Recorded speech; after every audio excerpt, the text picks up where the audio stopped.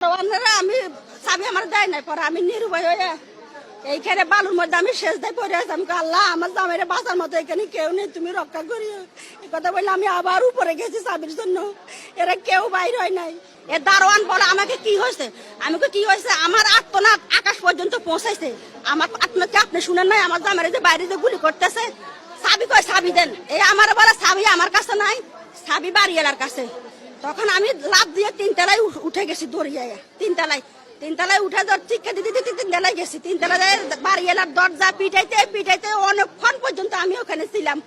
এরা গেট খুলে নাই। আমি বলছি আমার চাবিটা দেন, আমার জামাইরে মাইরে ফেলতেছে, গেটে তালা লাগানো, আমার চাবিটা দেন। একটা প্রাণী কেউ বাইরে হয় নাই। পাশের বাসার ইউনিটের একটা মহিলার দরজা একটু খুলে আমাকে বলে কি হয়েছে। আমি ভাবি আমার জামাইরে বাইরে গুলি করে মাইরে ফেলতেছে। উনি কথা শোনার পরে ঠাস করে দরজাটা লাগাইয়া ফেলছেন। আমি পরে চলে আসছি নিচে।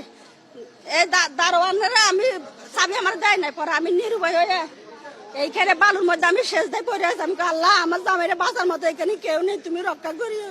এই কথা বললে আমি আবার উপরে গেছি চাবির জন্য, এরা কেউ বাইর হয় নাই।